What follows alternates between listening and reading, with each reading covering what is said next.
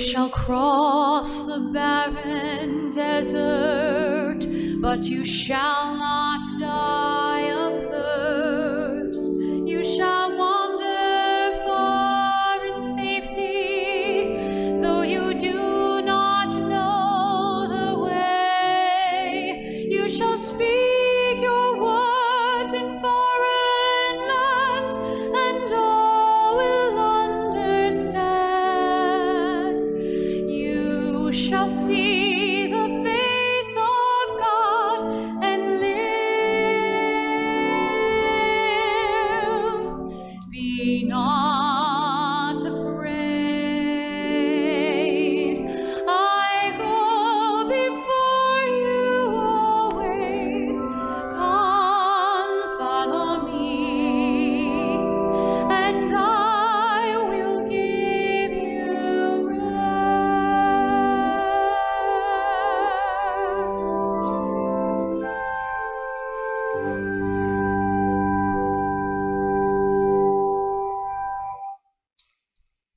I'd like to invite you to please be seated while Linda comes forward for words of welcome and remembrance of her father.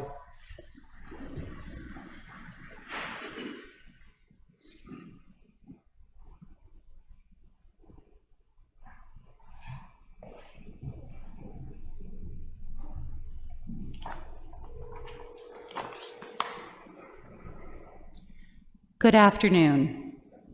Our family would like to thank you all for coming together today to celebrate the life of our father, Cy Loumeau. A legend, an American original, one of a kind, role model, my hero. These are just a few of the descriptions that have been shared with us by family and friends over these past few days to describe my dad.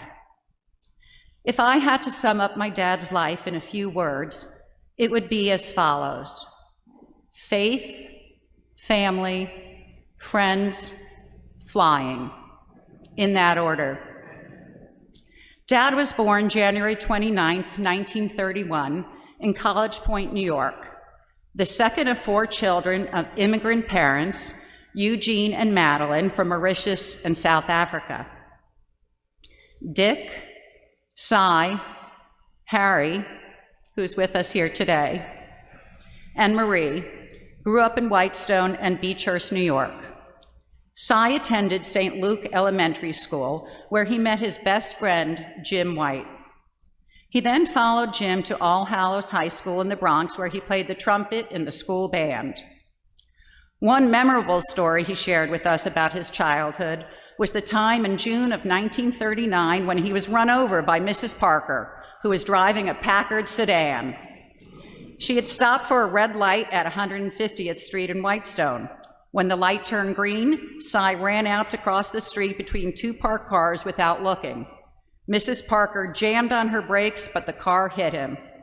"It was not her fault, it was mine," he said, very matter-of-factly. "Her reaction time was so good that she saved me from something much worse." 2 takeaways here. 1, my dad was honest to a fault, and 2, he had no problem giving credit where credit was due. In September of 1948, Cy followed his friend Jim to Queens College. Thank God for Uncle Jim. He did not do too well and left to enlist in the U.S. Air Force for 1 year.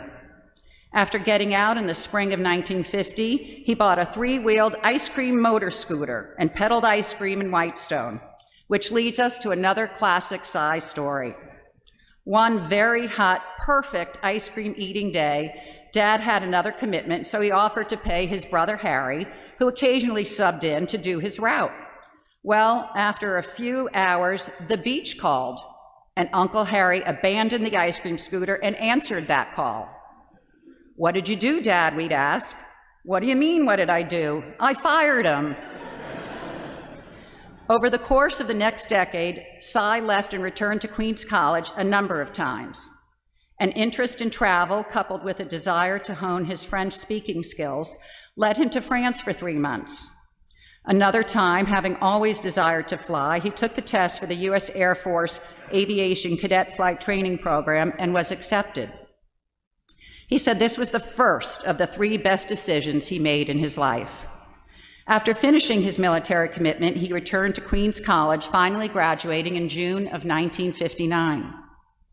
Although it took Dad 11 years to earn his degree, we learned from his example that failure is part of living a full life, and he taught us never to be defined by failure. In March of 1959, at age 28, which at the time was the upper age limit at which American Airlines would hire pilots, he was accepted into their flight training program. Starting that job was the second of his best 3 life decisions. He felt as if he had the best job on earth and always looked forward to going to work. One day in 1961, after leaving the hangar at LaGuardia Airport and crossing the street to the employee parking lot, he saw a very pretty stewardess waiting at the bus stop. Truth be told, he had inquired about this Italian beauty from a coworker a month earlier, and as luck would have it, here she was. He offered her a ride home. That was the third of the 3 best life decisions he ever made. With no bus in sight, the pretty stewardess accepted his offer. They were married the following year. As our brother Michael always liked to joke, "Mom, you should have taken the bus." We were very fortunate to grow up in a home where there was a lot of laughter and love.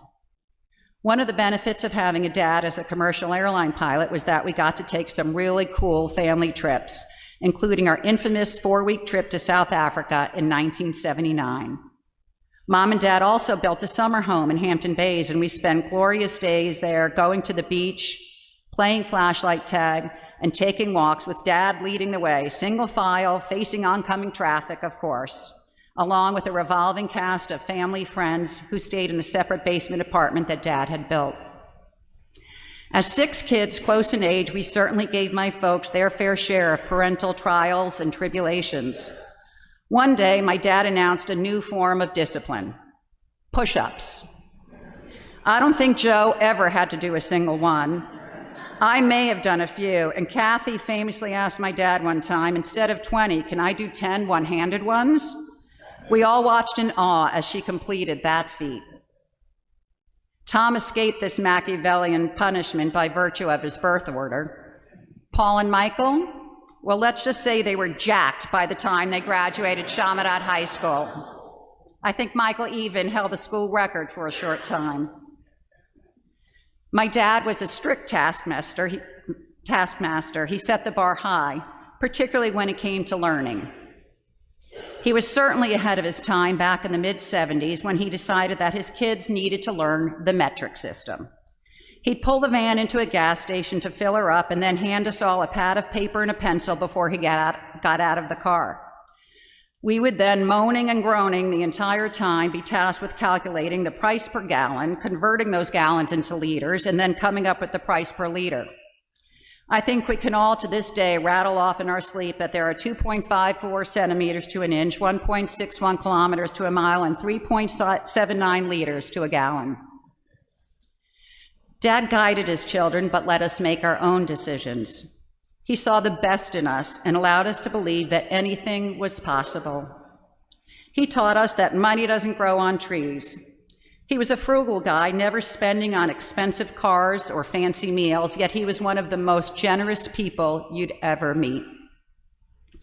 Aunt Mary White put it best when she said, "Cy, you are the most generous tightwad I know." He always put others first and would drop everything to help a friend. I am sure there are many here who have been the beneficiaries of his mastery with a hammer and saw, a trip in the van to help move your belongings, a ride to JFK, snow plowing the sidewalks of Locust Street in Ogilvie Church, or some sage, perhaps unsolicited advice. My dad talked often about the friends that helped shape his life: Jim White, Gene Murphy, Dick Barabee, Matt Ferguson and Joe Rebovich, Johnny Bourne, Jimmy Jensen, Ed Botkin, and many others. He felt so blessed to know these men and talked often with us about how fortunate he was to have found friends who had outstanding moral fiber, who were loyal, and with whom he shared many an adventure. I believe it's fair to say that those sentiments were returned in kind. In a 90th birthday card I found on his desk recently was this comment from my Uncle Gene Murphy, one of his oldest and dearest friends. Cy, you're one of a kind, a man of integrity, always honest, reliable, and trustworthy. You've led by example in your Catholic faith, as a father and husband, and as a friend to many. My dad was a daily communicant. On his trips around the world, he always located the nearest Catholic church.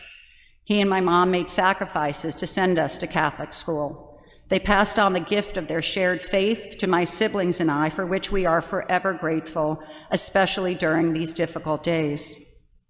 Even though he was not as physically strong these past couple of years, he still made his way up to church every day, rain or snow. Finally, as many of you know, my dad was not shy about expressing the way he thought things should be done. Whether it was not stacking the dishes to be washed, making sure you had sufficient reading material wherever you went, or always carrying a spare car key. So I shouldn't have been surprised when going through some of his files this week, I found the following document entitled, Steps to be Taken Upon the Untimely Demise of Cyril Loumeau.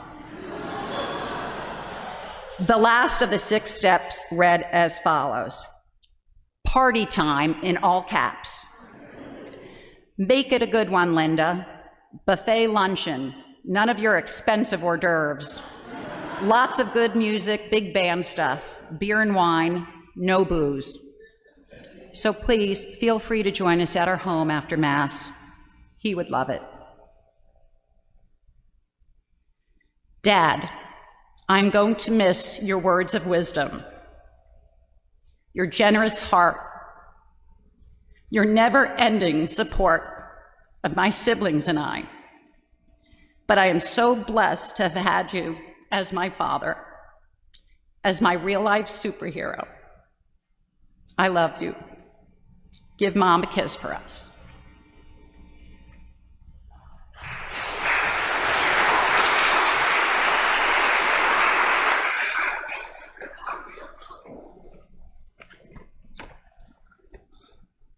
First of all, I'm sorry to see you all here again. It seems much too soon after your mother's death last February. And then for Linda and Todd and your family, with the additional loss that you suffered, I'm sorry that for all of you, the grief has been compounded so much. I know it makes it more difficult. Linda, once again, thank you for your words at the beginning of Mass. They gave a great description of Cy and the fullness and the goodness of his life. All I'd like to add to what you said is my personal experience of Cy as his pastor these past 8 years. I mentioned at your mother's funeral that I would usually sit at my desk looking out onto Floral Parkway in the morning preparing for Mass. It was always nice to see the two of them walking together to attend that 8:30 Mass. Since February, it's been sadder, seeing Cy walking alone, now with his walker. But he was still coming. I kind of knew when that stopped that the end wasn't far off. Receiving communion was so important to him. It was essential to him. And I'm confident he's passed that on. I knew Cy as a man of faith. You know, when I heard Linda say that list, faith, family, friends, and flying in that order, I was struck by the fact that it was in that order. Faith wasn't just important to Cy. It was what defined and directed his life. It's what made him the devoted husband and strong father and grandfather that he was. It's what made him a man of integrity and honesty, a man of service to those who needed help and generosity to those in need. His faith was paramount. And aren't all those characteristics, all those descriptions, the definition of a Catholic gentleman? Because that's who he was, a Catholic gentleman, with all of the positive qualities that flow from that. faithfulness, reliability, manliness, strength, character, dedication, discipline, consistency, and so much more. An example for his children and his grandchildren to follow. So faith was clearly first. Then family. And Linda gave us a sense of that at the beginning of the Mass. And I'll leave that to the rest of you to fill in the stories, the memories of family life, because they're your stories to tell. The good, the bad, but mostly the funny. And then friends. A parishioner who was a family friend of yours wrote me a note this week about Cy. And after speaking about his creativity and his culinary skills, she said, "You were fortunate to be a guest at their table." That's good friendship. The gospel passage I just read is the same one that I read for Elaine's funeral. The image of building a house on a strong, solid foundation so that when the storms come and buffet the house, it remains sturdy and doesn't fall. And of course, it's an appropriate image for both your parents because they together established a family life with a strong, solid rock foundation based on that foundation of God and family and community. Today is a day to be sad about the loss because you loved him. So of course you're going to grieve his loss now. But it's also a day to give thanks. To give thanks to God for the longevity of Cy's life and for the example that he set and for the memories that he created. It's time to take up the mantle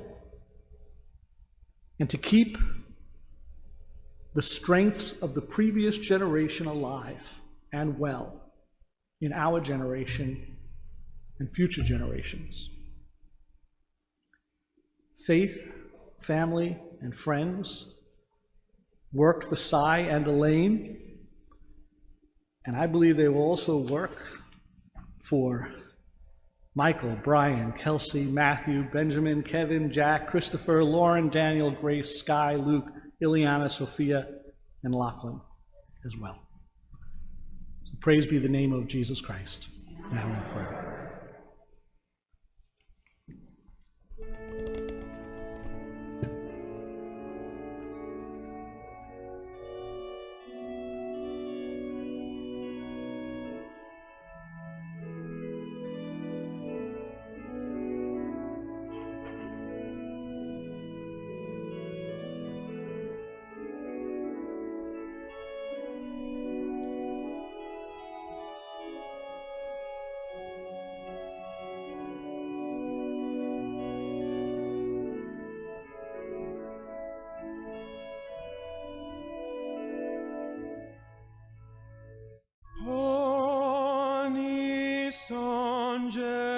Angelicus, fit panis hominum,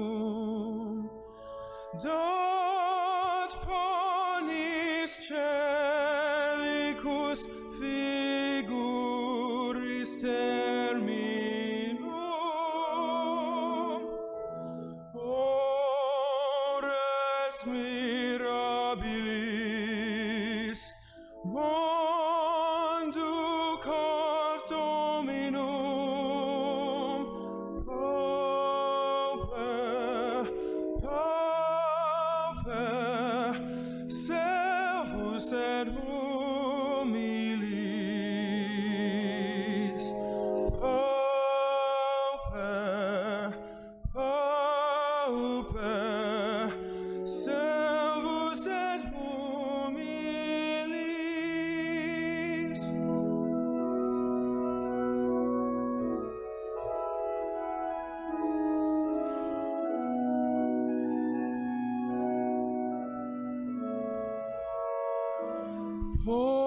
Ponis Angelicus, fit panis hominum, dat panis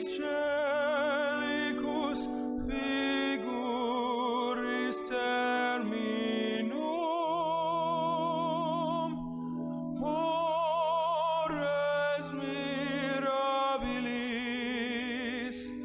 monducat Dominum, pauper,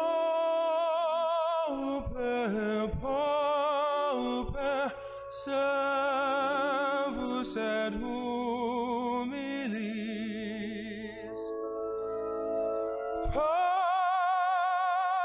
Pauper, pauper, servus, servus et humilis.